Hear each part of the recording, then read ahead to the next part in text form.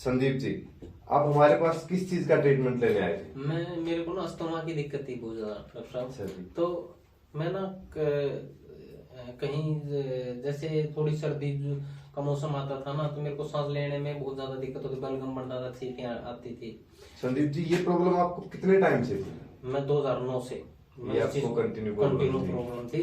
Private medicine ले लेके बहुत ज्यादा, ऐसा कोई हॉस्पिटल नहीं छोड़ा मैंने इंडिया के अंदर इस चीज के इलाज के लिए।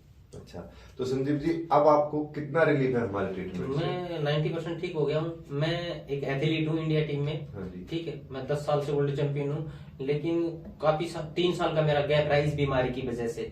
मैं ना परफॉर्मेंस नहीं दे पाया अच्छी। बाद में किसी साथी ने मेरे को बताया कि एक ऐसे हेम्योपैथिक हॉस्पिटल हॉस्पिटल है, आप उसकी दवाई ट्राई करो।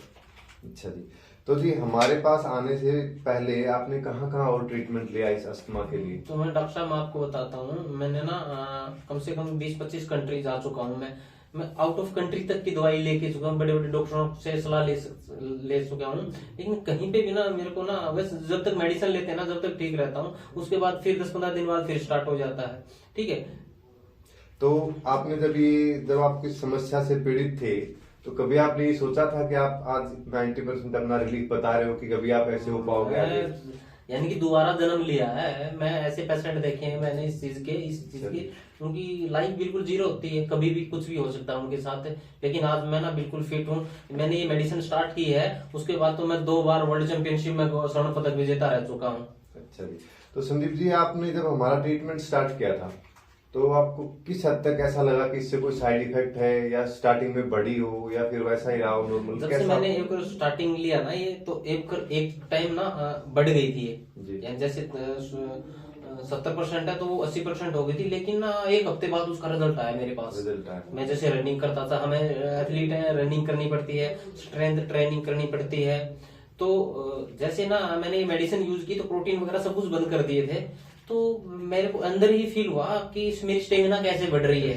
हाँ, सुबह डेली 10 किलोमीटर रनिंग है मेरी।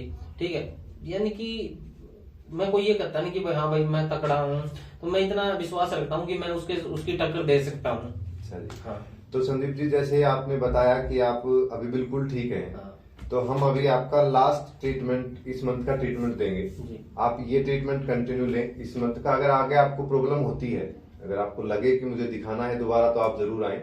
अदरवाइज आगे आपको आने की कोई आवश्यकता नहीं होगी, आप कंटिन्यू अपनी लाइफ जी सकते हैं।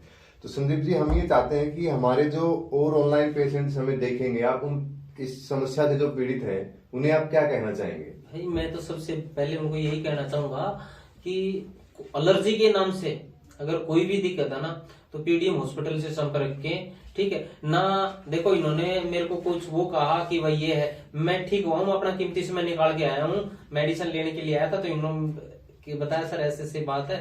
मैं बिल्कुल सर, मैं आपका प्रचार भी करता हूँ, मैं बताता भी हूँ सर, ऑलरेडी कहीं पे भी जाता हूँ तो ऐसे ऐसे डॉक्टर साहब है और आप उनकी सलाह लो। काफी सारे बंदे मेरे आए हैं यहाँ पे, वो ठीक हुए हैं। मेरे एक स्टूडेंट है, उसके फैमिली प्रॉब्लम था ये, तो उसने क्या किया, मैंने बताया मैं सर वो नोले सर उनको ना सांस की दिक्कत है। मैं सर सांस का तो पता नहीं, मेरे को ऐसे ऐसे एक दिक्कत थी, लेकिन वो नोले हमारे पूरे परिवार में है, पहले मेरे दादा के थे, पापा का थी, अब ना उसके परिवार में किसी को दिक्कत नहीं है। वो 5 बंदे 5 को बांध समझते हैं, वो मेरे को भगवान मानते हैं। मेरे को साहब आपने बताया। और सबसे बड़ी बात है, मैं कम से कम ज्यादा तो नहीं कह सकता, 7-8 लाख रुपए की मेडिसिन खा चुका था।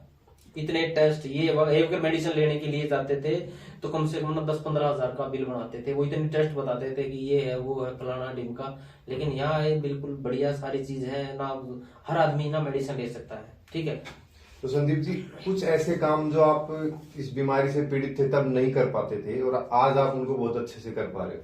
पहले मैं क्या था, ठंडा पानी से तो मैं हाथ ही नहीं लगा सकता था बिल्कुल भी। ठीक है, मैं तो गर्मी में भी गर्म पानी पीना पड़ता था मेरे को। ठीक है, यानी कि खाने पीने का प्रयोग, लस्सी दूध घी बिल्कुल, यानी कि 10 साल तक ना मैंने इन चीजों को टच नहीं किया।